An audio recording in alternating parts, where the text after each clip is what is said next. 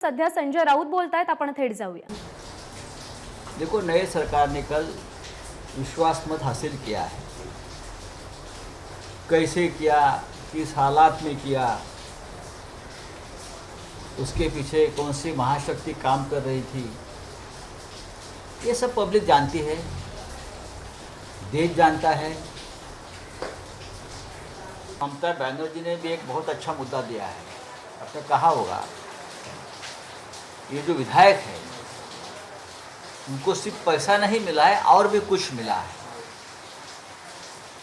और भी कुछ में बहुत बड़ा रहस्य है। और क्या? सूरत में, गुवाहाटी में, गोवा में, मुंबई में 10-11 दिन तक के लोग घूमते रहे, तो ममता दीदी ने बहुत ही पते की बात कही है, सिर्फ पैसा नहीं मिला है, पैसे के सिवा और भी बहुत कुछ मिला है। तो अब ढूंढते रह जाएंगे लोग, क्या मिला है क्या नहीं मिला है।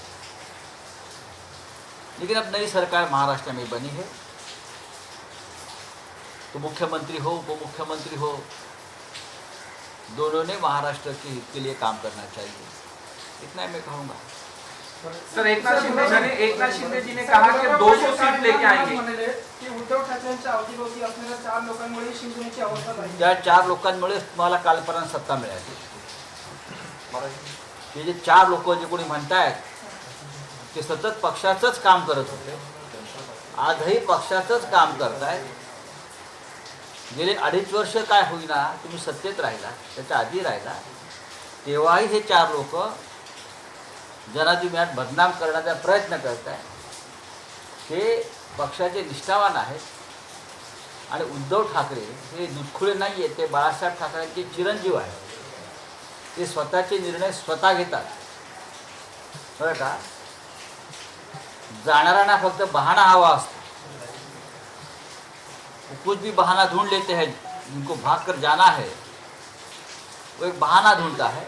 आप ठीक है, आप चले गए हैं तो आप बहाने मत बताइए, आप काम करिए। मंत्री हो, आप मंत्री का काम करिए। अभी मंत्री नहीं हो, मुझे मालूम नहीं आप मंत्री रहेगा या नहीं रहेगा। सर, आदित्य ठाकरे जी को छोड़ के बाकी 14 एमएलए जो है आपके साथ, उनको डिस्क्वालिफिकेशन का नोटिस शिंदे कैंप की तरफ से दिया गया है। सर, उस पर क्या कहेंगे? ये ठीक है, देने तो ये लीगल प्रोसेस होता है।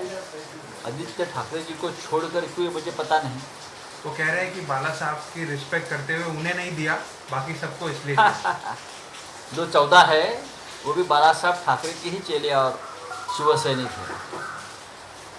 सर, कल एक चीज सर, कालचं तुम्ही मुख्यमंत्र्यांचं भाषण ऐकलं का? आणि त्या भाषणाच्या नंतर तुमची प्रतिक्रिया काय? कारण की अनेकांनी भाषणावर चांगल्या प्रतिक्रिया दिल्या होत्या। नाही बघा, भाषणाबद्दल काय बोलाल? नाही, त्यांचं भाषण चांगलं झालं असेल। मी दिल्लीला होतो, मी प्रवासात होतो, मी ऐकलं नाही, मी वाचलं आता।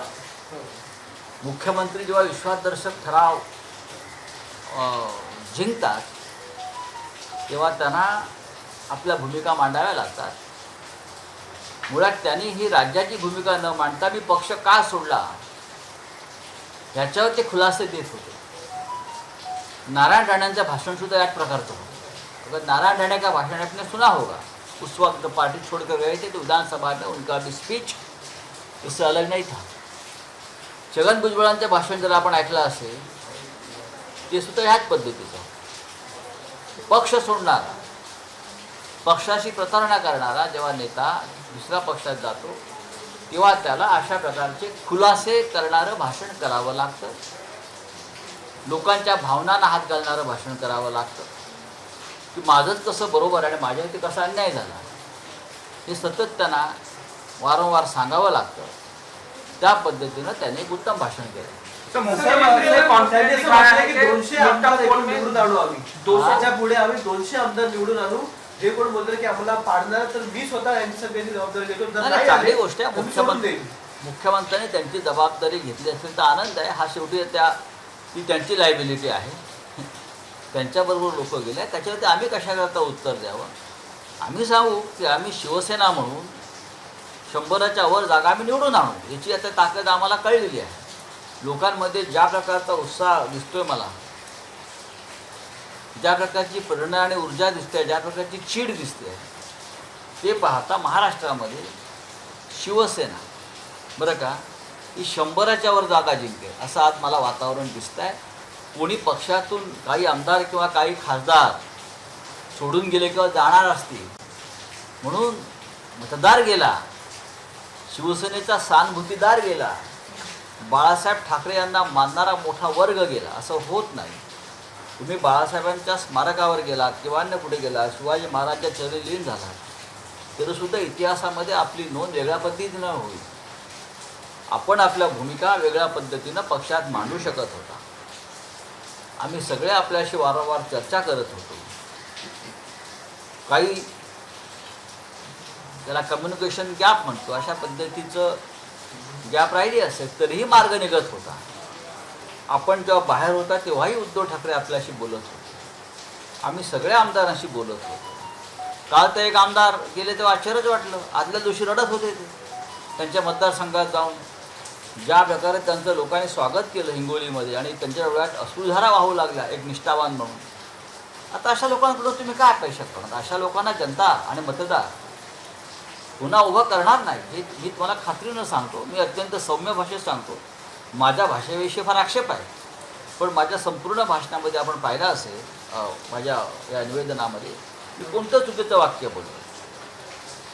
सर हिंदी में जानना चाहेंगे, 200 सीट जीतने की बात कर रहे हैं मुख्यमंत्री कौन? ये 200 सीट जीतने की बात है नहीं, दिल्ली वाले कर रहे हैं. यहाँ क्या होगा? शिवसेना को भी पूरा विश्वास है. कल उद्धव ठाकरे साहब ने कहा है, आप अभी मिड टर्म पोल लीजिए, हम लड़ने के लिए तैयार हैं. क्या आप तैयार हैं? हम तैयार हैं. चलो जनता के बीच जाएंगे, जनता के न्यायालय में जाएंगे. हमको पूरा विश्वास है अगर अभी चुनाव होता है तो 100 से भी ज़्यादा सीटें हम जीत कर विधानसभा में आने की हिम्मत, ताकत हमारे में है. क्योंकि हमें मालूम है हम असली है. ये बाला साहब ठाकरे जी की शिवसेना है और किसी की शिवसेना नहीं हो सकती. आप पैसे के बल पर और दिल्ली के सेंट्रल एजेंसी की ताकत पर आप किसी पार्टी को इस देश में, मैं महाराष्ट्र की बात नहीं कर, इस देश में हाईजैक नहीं कर सकते. ममता जी ने जो कहा है ना कि पैसा नहीं मिला है और भी कुछ मिला है, ये और भी कुछ में बहुत बड़ा रहस्य छुपा है और जल्दी वो रहस्य सामने आ जाए. सर आप कह रहे हैं लगातार बातचीत हो रही थी एमएलए के साथ. कल आदित्य ठाकरे और प्रकाश सुर्वे जी का आमना सामना हुआ, एक इमोशनल मोमेंट था और आदित्य ठाकरे जी ने फिर एक बार कहा कि आपसे उम्मीद है कि आप वापस आएंगे. सर अभी भी हम उम्मीद रखते हैं. अगर किसी को गुमराह कर कर, फंसा कर, फुसला कर लेके गए तो अभी भी उम्मीद है हमको कि जल्दी ही लोग वापस आ जाएंगे. उनका जो भ्रम है वो दूर हो जाएगा. क्यों नहीं, हमारे लोग हैं सब, आ जाएंगे. सुबह का भूला शाम को लौट आए तो उसे भूला नहीं कहते. ये भूले बिखरे जो लोग हैं आ जाएंगे. चलो थोडा हो. तर त्यांनी अनेक बाळासाहेबांची वक्तव्य सांगितली आणि कशा प्रकारे बाळासाहेबांची वक्तव्य, बाळासाहेबांबरोबर मी सलग 30 वर्ष काम केलेला माणूस आहे. सामनाचा संपादक म्हणून बोलतो. फार जवळून त्यांच्या चरणाशी बसून 30 वर्ष काम केलं आहे मी. तर बाळासाहेबांची वक्तव्य, बाळासाहेबांच्या भूमिका या सोयीनुसार कोणी सांगू नये. आम्हाला माहिती आहे बाळासाहेब ठाकरे काय होते. नारायण राणे गेला तेव्हा बाळासाहेबांची काय भूमिका होती, छगन भुजबळ गेले तेव्हा बाळासाहेबांची काय भूमिका होती, तीच भूमिका आताही त्यांनी ठेवली आहे.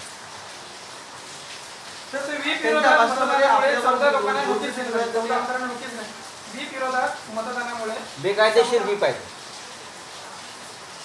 शिवसेना हा मूळ पक्ष आहे, त्या मूळ पक्षाचा व्हीपच कायदेशीरदृष्ट्या लागू होतो.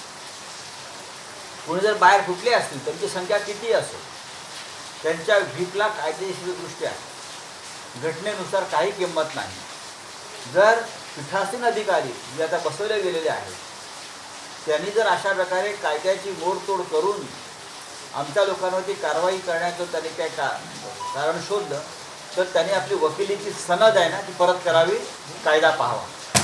तर कालपर्यंत सेनेसाठी रडणारे अनेक जण अचानक शिंदे गटाला सामील झाल्यानंतर संजय राऊत यांनी त्यांच्यावरती टीका केलेली आहे आणि यासोबतच अधिकृत व्हीप हा केवळ शिवसेनेचा लागू होतो, इतर फुटीर लोकांचा लागू होत नाही असंही संजय राऊत म्हणाले आणि त्यासोबतच त्यांनी राहुल नार्वेकर यांच्यावर देखील टीका केलेली आहे. एबीपी माझा, उघडा डोळे बघा नीट.